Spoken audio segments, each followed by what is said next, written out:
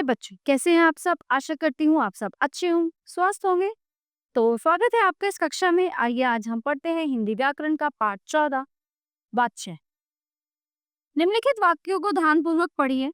लड़का गीत गाता है, मीनाक्षी स्वेटर बुन रही है। लड़के द्वारा गीत गाया जाता है, मीनाक्षी द्वारा स्वेटर बुना जाता है।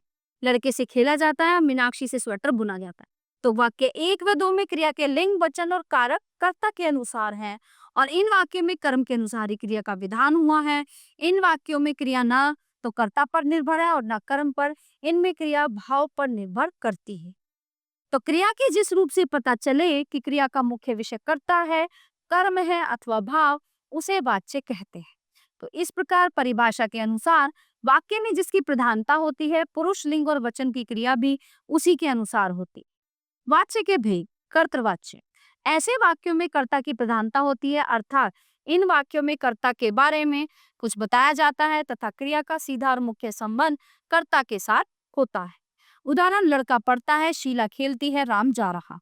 उपरोक्त वाक्यों में क्रिया पढ़ता है, खेलती है तथा जा रहा है का मुख्य विषय कर्ता क्रमशः लड़का, शीला तथा राम है, अतः ये वाक्य कर्तृवाच्य में है। दूसरा है कर्मवाच्य। ऐसे वाक्यों में कर्म की प्रधानता होती है तथा क्रिया का मुख्य संबंध कर्म से होता है। उदाहरण, पुस्तक लड़के के द्वारा पढ़ी गई, बालकों द्वारा नाटक प्रस्तुत किया जा रहा है। इन वाक्यों में क्रमशः पुस्तक तथा नाटक कर्म है, यही अपने अपने वाक्यों की केंद्र बिंदु भी है, अतः ये वाक्य कर्मवाच्य में है। कर्मवाच्य की वह सकर्मक क्रिया से ही बनता है। कर्मवाच्य में कर्ता के साथ करण कारक की विभक्ति चिन्ह से या के द्वारा का प्रयोग किया जाता है तथा क्रिया के लिंग और वचन कर्म के अनुसार होते हैं। हिंदी में सामान्यतः कर्तृवाच्य का प्रयोग होता है। कर्मवाच्य का प्रयोग प्रमुख रूप से प्राय निम्नलिखित परिस्थितियों में होता है, जब कर्ता मालूम न हो या उसे बताने की आवश्यकता न हो। ठीक है, शुभकामनाएं भेजी जा रही हैं। जब कर्ता मालूम न हो या उसे बताने की आवश्यकता न हो, जैसे शुभकामनाएं भेजी जा रही हैं, हजारों लोगों द्वारा पूजा की गई।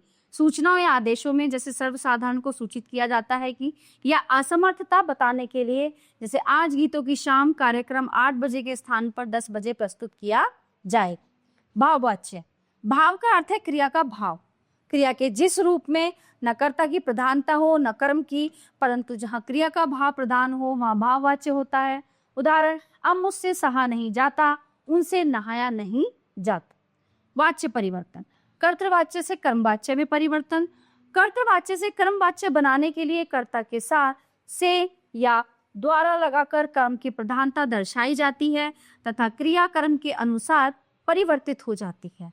क्रिया के परिवर्तित स्वरूप के साथ जाना, क्रिया का काल, पुरुष, वचन और लिंग के अनुसार जो रूप हो उसे जोड़कर सामान्य क्रिया को संयुक्त क्रिया में बदल देते हैं। अब यहाँ पे कुछ उदाहरण देखिए। कर्तृवाच्य। श्याम पत्र लिखता है, श्याम से पत्र लिखा जाता है। राम ने रावण को मारा, राम के द्वारा रावण मारा गया। डाकू लोगों को मार डालेंगे, लोग डाकुओं द्वारा मार डाले जाएंगे। यह पुस्तक रमाकांत ने लिखी है, यह पुस्तक रमाकांत के द्वारा लिखी गई है। क्या आप शिमला जाएंगे? क्या आप द्वारा शिमला जाया जाएगा।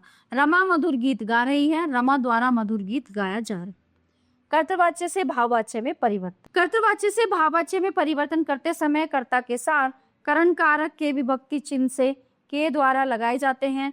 इसमें क्रिया एक वचन पुल्लिंग अन्य पुरुष में रहती है और कर्तृवाच्य की क्रिया को सामान्य भूतकाल में लाकर उसके साथ काल के अनुसार जाना क्रिया का रूप जोड़ देते हैं। आवश्यकता अनुसार निषेध सूचक नहीं का प्रयोग भी किया जाता है। कुछ उदाहरण देखिए।